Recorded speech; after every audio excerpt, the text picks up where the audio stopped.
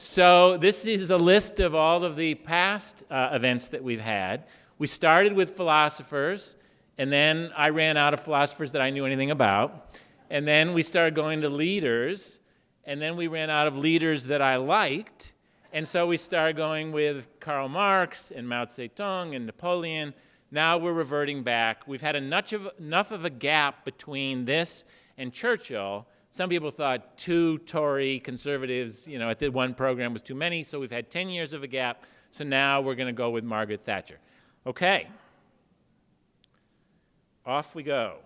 So to understand Margaret Thatcher, and I want to just start with this right up front, because you all saw the video, the YouTube video by Seymour Whistler, and he says, was Margaret Thatcher the greatest prime minister or the worst? And the basic bear case is that Margaret Thatcher destroyed the coal industry. She destroyed lots of jobs. She destroyed communities. And at the very beginning, I just want to lay out these facts. That employment in the coal industry peaked in World War I at 1.3 million and was in steady decline from the day the Versailles Treaty was signed. And when Margaret Thatcher took over in 1979, it was already down to 200,000 jobs. She did take it down farther to about 50,000 jobs. She closed all but 15 coal mines. But are really any of you going to argue that Britain needs more coal mines? That the world needs more coal? So this is a highlight of the bear case. And I just want to get off to a good start to let you have the data. All right. So to understand how great Thatcher was, you got to understand how ungreat Britain was when she came to power. So part of it was that since 1945, remember that Clement Attlee beat Winston Churchill in actually a landslide in 1945. He was the head of the Labor Party. And Clause 4 of the Labor Party handbook was so important to the Labor Party that they printed it on every Labor Party membership card, and it said, to secure for the workers by hand or by brain the full fruits of their industry and the most equitable distribution thereof, upon the basis of the common ownership of the means of production, distribution and exchange, and popular administration and control of each industry or service. Karl Marx couldn't have said it any better if he wanted to. This is surplus value. This is common control. This is an abolition of private property, at least for the main industries. This was the fundamental on the card of the Labor Party. This is who had been in control for the majority of years since 1945. And when Clement Attlee became prime minister, he announced nationalization. So first act was to nationalize the Bank of England.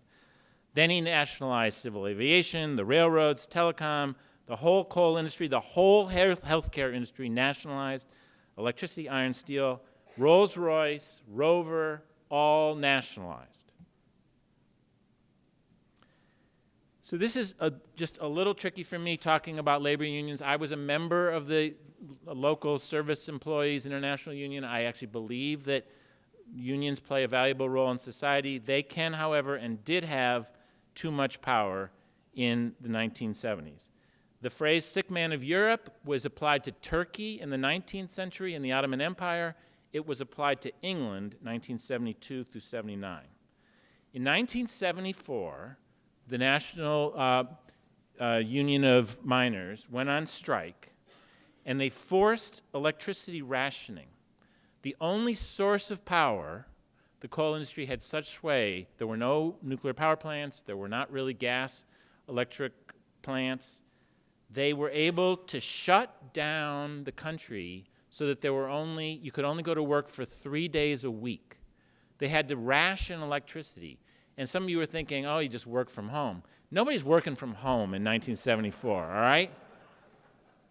3-day work week because they had to ration electricity because the miners went on strike. So the winter of discontent, that phrase obviously comes from Shakespeare, Richard III, But it's applied to 1978 and 79 when the Ford workers, who are still a private company, went on strike, and they got a 17% pay raise. And the truckers said, that sounds pretty good. They went on strike. And the grave diggers, who were a national fraternity, went on strike. And the garbage men went on strike. And the firemen went on strike. I have the sister of my mother is still alive, and she lived in London at the time, and she still talks about the stench of London when the garbage piled up and the bodies piled up because they wouldn't bury the bodies, and the city of Liverpool had to rent a factory to store 150 bodies before the strike ended. NHS is the healthcare system. They went on strike. All the hospitals were closed except for people in critical condition. Doctors' offices around the country, the whole healthcare system was closed down. The Sun is a newspaper. They ran a headline with Callaghan, who was the Labor Prime Minister, saying, crisis? What crisis? And a lot of people forget this. The IMF made a loan to Great Britain. People think of IMF loans to, distressed third world emerging countries. They made the largest loan in the history up until that time to Great Britain of $3.9 billion, so Britain wouldn't go bankrupt. Okay, so again, the trade unions had a lot of power. Where did that power come from? So secondary strikes were legal at the time. Today in the United States, the NLRB, the National Labor Relations Board, prohibits secondary strikes. You can't say we're going on strike because we don't like what's happening at that other country. Our brothers in the union are on strike. You're not allowed to do that in the US. At the time, you were allowed to do that in Britain. You didn't have to take a vote on going on strike. There were no secret ballots. The unions were able to try to enforce closed shops where you had to be in the union, so you couldn't have scabs trying to work when the union didn't want you to. And they were, by law, immune from any economic impact of their strikes. I love this picture. This is 6 miners voting with the union organizer overseeing their votes. How many votes do you think there were against going on strike? All right. What do the Rolling Stones, Rod Stewart, Dave Bowie, Tom Jones, Pink Floyd, Cat Stevens all have in common? No, they aren't all musicians. They're certainly not all good musicians.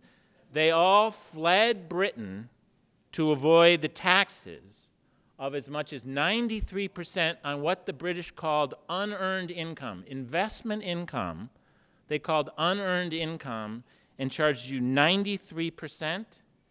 George Harrison famously wrote The Tax Man. Here are the rates before Thatcher. 83% on earned income at the highest bracket, the base rate of 33, the corporate rate of 52, the inheritance tax rate of 75%. We'll get into Margaret Thatcher in a minute, but look what she did to these things. If she had only done this, she'd be one of my heroes. She cut taxes in half, and she made the system much more reasonable, because all of these people left Britain because of the tax rates. All right, who was she? I'll pick up the pace a little bit here. She was born Margaret Roberts in Grantham, England. Her father was a grocer. Today people think, oh, that's Kroger, that's a really wealthy man.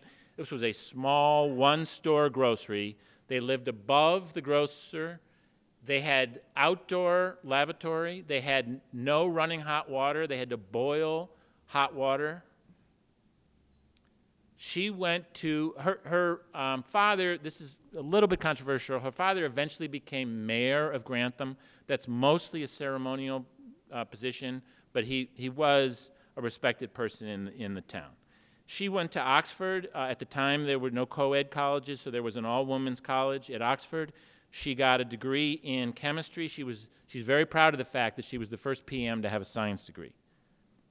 She ran for the House of Commons and lost in '49. She met and married Dennis Thatcher, who was a very successful oil executive who had his own company, sold that business, and I bet Christie's going to talk a little bit about him. He was a very supportive husband throughout their marriage. He had had his first marriage end in divorce. Margaret and Dennis had 2 twins. Famously, Dennis Thatcher was at a cricket match when the twins were born and did not attend the birth. She was elected to member of Parliament in '59, And the British have a system where the party out of power has a shadow cabinet. There's a real cabinet for the people in power, and the opposition party names a Secretary of Defense, a Secretary of the Treasury, and they can lead questioning of their counterpart in the government. It's a very good system, I think. So when you ever see the House of Commons, you see the cabinets in the front row. The back benchers are the non-cabinet members who are farther back, and whenever you see a picture of the House of Commons. She was appointed to that shadow cabinet by Heath, who was the head of the Conservative Party. I'm going to use the phrases Conservative and Tory interchangeably throughout this, but they were out of power. And then the Tories and Heath won in 1970. She was appointed to the cabinet, only the 5th woman in British history to be a cabinet member, only the 2nd conservative Tory to be promoted to the cabinet. She was a real ceiling breaker. All right, so she's now a Secretary for Education. Her first act is not a good one. She gets off to a bad start. She wants to shift spending to teaching. She abolishes the milk program. They call her Margaret Thatcher Milk Snatcher. That stuck with her to this day. She learned a very valuable lesson about the political costs of her actions. So there were that 3-day work week that I talked about happened when the Conservatives were in power. The Tories lost the election to Labour, and Thatcher challenged Heath for leadership of the Conservative Party. She, as she tells it in her memoir, walked into Heath's office and said, "I'm going to challenge you for leadership." He stared above his reading glasses and said, "You will lose." And she did not lose. She won and ousted Heath, who never forgave her for the rest of his life. She was the first woman to lead a major party in English or the English-speaking world. It's another 40 years until Hillary Clinton led the Democratic Party in the United States. And then 78, 79, we talked about before, that's the winter of discontent with the strikes, the garbage strikes, et cetera. The garbage strikes and the stagflation and the garbage strikes, the gravedigger strikes resulted in the Tories hiring Saatchi & Saatchi, the advertising firm, and they came up with a very famous advertising slogan, "Labor isn't working." And that, many books of advertising will say, one of the best political campaigns ever run. The Tories won, and she became prime minister on May 4th in 1979. All right, this is very important. Sorry to keep saying that, but this really is. There was some people call this the post-war consensus. Some people call it a settlement. It was an agreement between the Labor Party and the Conservatives that certain things would be left alone. Clement Attlee in 1945, with John Maynard Keynes as his lieutenant in economics, said the following: "We are going to nationalize industries. We are going to promote strong trade unions. We're going to have a lot of government regulation. We're going to have high taxes, an extensive welfare state, and because Churchill had been viewed to be too focused on foreign affairs, we're going to subordinate foreign affairs in the military." The key point is that none of these things were challenged by conservative governments when they came into power.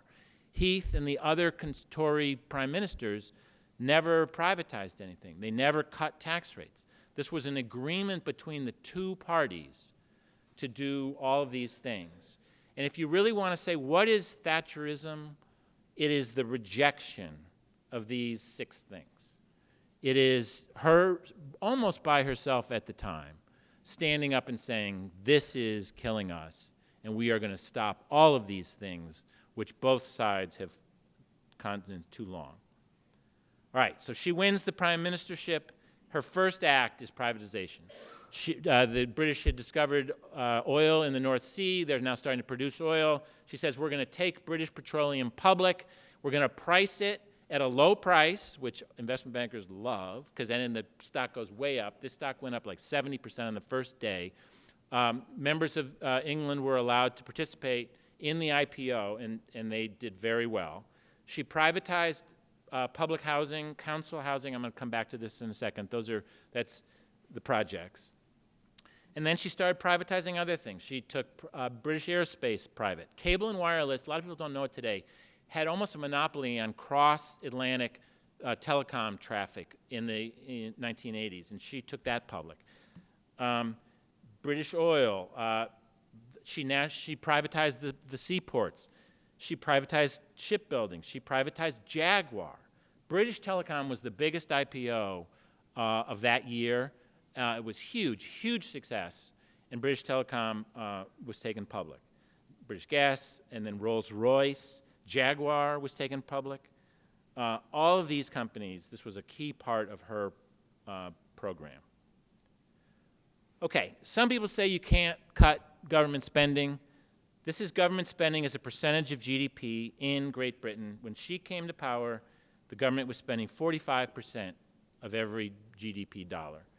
By the time she left and was ousted, that number was down to 39%. So she just had a huge impact. It took a while. At first, there was a recession and spending went up, but then over time, she cut government spending dramatically, and in the major next administration, they took spending down further. All right, this really is a very important act of hers. She passed the Housing Act of 1980, which gave people who were renting in public housing in the projects, she gave them the right to buy their houses at discount prices. And 1.5 million people, the total British population was only 40 million people at the time, 1.5 million people bought their homes. Home ownership in the US, the dream of owning your own house is the American dream. It wasn't really that way in England. And she took home ownership from 55% to 67%. She generated $28 billion in proceeds. She believed, sort of like George Bailey in It's a Wonderful Life, doesn't owning a home make them better citizens? Well, my father certainly thought so. Margaret Thatcher thought so.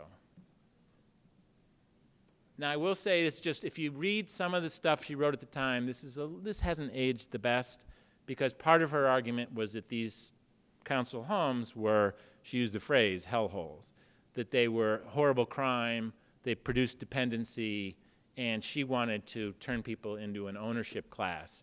Some of this sounds a little Trumpian today, but I think absolutely what she was trying to say, that these living in a project, as we saw in the city of Chicago, can produce crime, and these are not great places to live. And she wanted to change that and make a ownership society. All right. In my history, this is enormous. She passed in 1986 the Big Bang, which created the City of London, which causes confusion for Americans. The City of London is, think of it as Wall Street in London. And in the old days, it was three-piece suits, gentlemen wearing top hats, fixed commissions. You had to be a British firm to operate on the London Stock Exchange. She changed all that. She opened it up to foreign companies, and London became a financial center, the real rival to New York and Tokyo. And then there were just massive construction projects. If you see pictures of Canary Wharf, they revolutionized this territory, and they produced lots of great jobs, and frankly produced lots of high-paying jobs in the financial services sector. All right, so how did she curb trade union power? She basically undid all the things that had given the unions such power. First, no more secondary strikes. You had to have a gripe against your employer. No more closed shop. Basically, you can think of this as a right-to-work provision. And the police provided protection for people that wanted to go to work during the strikes. She prepared for the strike and stockpiled coal so that when they went on strike, there was no three-day work week. She blocked unemployment payments to strikers. In the old days in England, you could go on strike and then collect unemployment insurance. She was lucky in her opponents. Scargill was not a very smart person, and he overplayed his hand. He didn't take a vote on the strike that the miners' union wanted to take. The strike lasted for a year. A year later, they went back to work without a single concession. So Thatcher really broke the miners' union. When she first came to office, the inflation rate was over 10%, heading to over 21%. She got off to a very bad start, and then she put her plans in place, and inflation came all the way down to under 5% for the majority of her time in office. It was trending up when she left office, and it was one of the reasons why people thought her popularity was dropping. So in England, they don't tend to quote an unemployment rate. In the US, we all think of a 4.1% unemployment rate. Everybody talks about number of unemployed. That number went up in her first couple of years as she privatized these companies and as they laid off people to become more efficient, and she reduced the number of miners. The number of unemployed did go up, but then started coming down by the middle of the decade. And back by the end of her time in office, it was down almost to where it was when she started, much higher paying jobs, services jobs instead of mining jobs, a lower percentage of the total population. When she first came into office, there were 16 straight months of negative GDP growth. From 1981 to 89, there was 3.2% average growth. So she turned around the economy. Inflation, as I said, went from 20% to 5%. It was a spectacular track record in the economy. That's an opinion, but boy, there are a lot of facts. All right. Now, I could have spent the whole presentation on communism and her role in defeating communism. I'm not going to do that. I'm going to do this quickly. But when people forget this now. Those of us who are very anti-communist don't forget this. When in the 1970s, it was all about détente, reducing tensions, containment. Nobody was talking about defeating communism. Reagan had his policy. He said, let's change this. My policy is going to be, we win, they lose. Thatcher gave a speech in '76, a strongly anti-communist speech, and it was so anti-communist that the Russian Soviet Army newspaper called Red Star labeled her the Iron Lady. She loved that nickname, and she kept it the rest of her life. So the Soviets, the Warsaw Pact, deployed SS-20 cruise missiles throughout Poland and Czechoslovakia, threatening all the major European capitals. And Thatcher was the one with Kohl who led the idea that we need to have a counteractive Pershing II cruise missiles to defend ourselves so that we can't be blackmailed. There were massive disarmament protests at the time. Probably some of you remember those. She stood firm, and they deployed the Pershings. And then she found Mikhail Gorbachev. This is interesting. Gorbachev was probably going to be the next person. She had a 6-hour meeting with him where she argued about the future of communism, but she came out with it, and she famously went to Reagan and said, we can do business with this man. And that was very important. She supported Gorbachev all of his years in power. And then there's the Falklands. So it's fashionable today to poo-poo the Falklands. It was 1,800 people, sheep herders on some island 8,000 miles from England. People in England at the time did not poo-poo the Falklands. So there were 1,800 people. Britain had controlled the Falklands since 1833. They considered it on the Falklands to be British territory just as much as London was. And the citizens overwhelmingly wanted to stay English. They did not want to be Argentinian. The military leader, General Gantieri, should have bided his time because, frankly, Reagan wasn't particularly supportive of Thatcher on this. He wanted a peace deal. He wasn't real comfortable with the colonial aspects of this. But Thatcher stood her ground, and when Galtieri invaded and took Port Stanley, she sent a task force with 2 aircraft carriers, the Queen Elizabeth II as transport. And they landed not at Port Stanley, but across the island. They had an overland advance. They retook the island with 250 people. This says casualties. It was 250 deaths. So this was a serious military operation. The Argentinians lost 650 people. Galtieri and the junta resigned. Again, sorry to keep saying this is important, but this is the first British military victory since VE Day. They had had the Suez Canal fiasco. They had had regression of their power throughout since 1945. Frankly, if you think about the Western world, the NATO world, what would you think of as a military victory since 1945? Vietnam was a disaster. Troops, Soviet tanks rolling into Hungary, Soviet troops rolling into Czechoslovakia, communist troops taking Havana. What was the victory? This was, you could argue, the first NATO victory since VE Day. Thatcher's popularity was about 25% before Falklands. It went to 50%, doubled. So I was going to play a little game with you and say the National Review magazine, very conservative, very anti-communist, did a poll and said, who are the 3 people most responsible for the fall of communism? Here are the 3 winners: Ronald Reagan, John Paul II, and Our Lady. All right, so that's the good times. Now I'm going to give you just a snippet of bad times, just this much.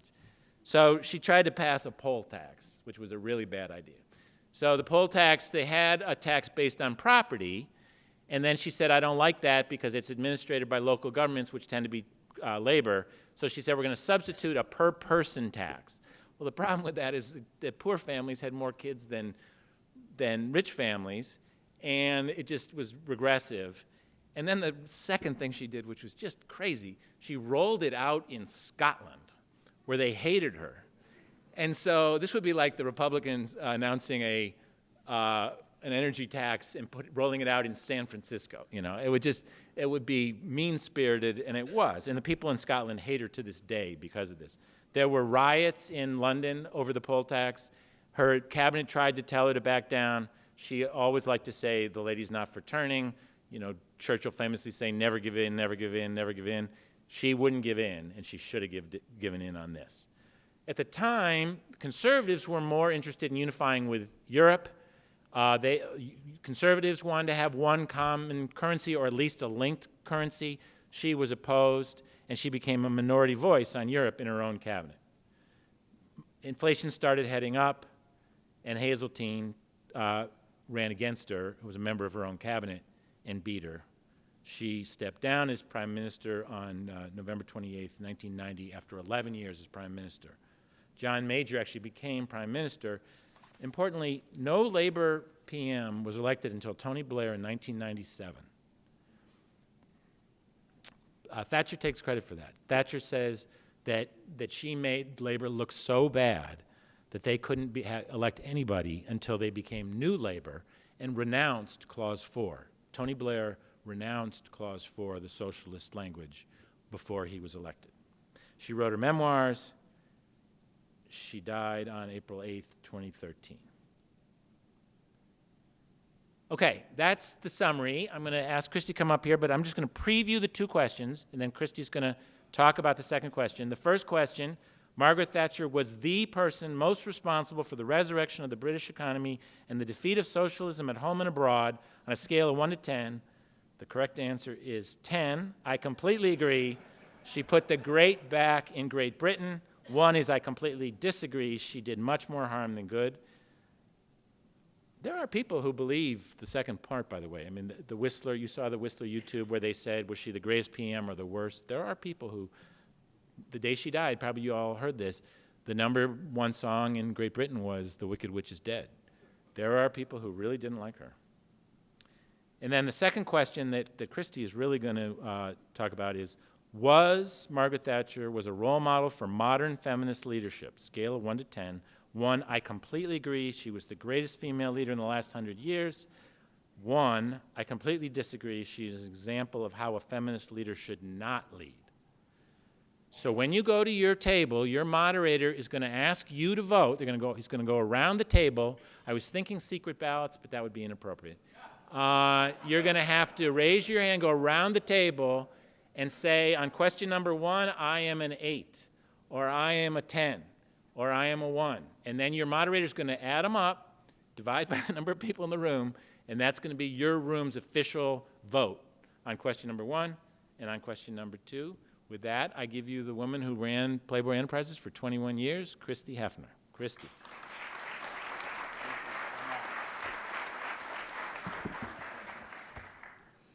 Thank you, Charlie. And just to clarify, particularly because my remarks are designed to be intentionally provocative around conversation, the dinner is structured in a way in which the groups will have time to talk about the presentations and the issues raised before there is some kind of vote. So it isn't like, this is it, you vote, and then you just have dinner. So I just want to make it clear that the idea is to engage you in a substantive conversation about both of these questions. So, as Charlie has so eloquently and passionately noted, Margaret Thatcher was unquestionably the most significant leader in the UK since Churchill, and that she did take over as Prime Minister at the end of the 1970s when the country was objectively teetering on the brink of bankruptcy, and over her 3 terms, she did unquestionably institute unparalleled reform of the economy. But this evening, we also want to focus on her leadership style, especially given the fact that she was not just Britain's first female prime minister, but the first woman to lead a major Western power. So we're interested in exploring the intersection of gender and leadership and addressing this question of whether or not she was a feminist role model. I'm going to offer you 4 aspects of feminist leadership as thought starters for the dinner conversation. The first, advancing women. So before she became prime minister, Thatcher had been the only woman in Heath's cabinet and the first woman leader of the Conservatives. Once in power, however, over the 11 years she served as prime minister, she appointed only 1 woman to her cabinets. In other words, that hard ladder that she climbed was drawn up and not extended to other women. At the same time, I think it's important and impactful for women and for men to witness another woman more than holding her own in a position traditionally the preserve of men. So, how much of feminism is about trail making versus trail blazing? Second, feminist policies. In terms of policies, Thatcher was an early supporter of liberalizing abortion laws. However, her commitment to free market individualism caused her to oppose both subsidized childcare and equal pay laws, laws that would have helped many women in the UK, especially those who didn't have the benefit of a rich husband like Dennis Thatcher, who played the role of the political wife. Third, personal style. Women leaders have to manage a tension between being feminine and being authoritative. In Thatcher's case, many noted that she used her femininity very effectively, but she was also frequently attacked in sexist ways in terms of her dress, her hair, her voice. How well do you think she navigated that tension? Fourth, collaborative leadership. Women leaders are often considered to be more nurturing and collaborative than men. Thatcher was not that at all. As Charlie spoke, she preferred a confrontational approach. She once said, "I am not a consensus politician, I'm a conviction politician." She pursued extremely harsh policies in her disruption of the steel and mining industries, leading to job losses, failing businesses, and devastating regions across the country. Yet, arguably, she saved the country's economy by doing so. Were there other leadership approaches that might have worked? Do you think she pursued a tougher approach to counter sexist prejudices? Thatcher frequently seemed uninterested in hearing dissenting points of view, in spite of the adage that if you're leading and no one is following, you're just taking a walk. She ignored counsel to negotiate a settlement with Argentina over their invasion of the Falkland Islands, as Charlie shared with you. Yet her success in the Falklands arguably got her reelected. On the other hand, when she dug in her heels over the poll tax, hugely unpopular, famously noting that she was not for turning, she doomed her political career and was ultimately forced to resign. She was unwavering and prescient in her support for Gorbachev and in her concern about climate change. Yet she was stubborn and wrong-footed in her strong anti-Europe bias and an inability to perceive Mandela as a force for good. She once said, "I don't mind how much my ministers talk, as long as they do what I say." So when does conviction become a leadership disadvantage? What's the right balance between confidence and humility? And how much, if at all, does feminism represent a style of leadership? In terms of statements Thatcher herself made about feminism, she once commented of Women's Lib, "What's it ever done for me?" Yet she also noted that the cock crows, but the hen lays the eggs. She was unquestionably an impactful leader involved with tumultuous, often traumatic events: the National Miners' Strike, the Falklands War, Irish terrorist attacks, and the fall of communism. And she certainly defied the odds stacked against her, not just because of her gender, but also because of her class. So ultimately, was she a feminist role model, an unsung heroine of British feminism, our first Spice Girl, as she was dubbed in the 90s by the Spice Girls? Or does her legacy not include being a feminist role model? Discuss.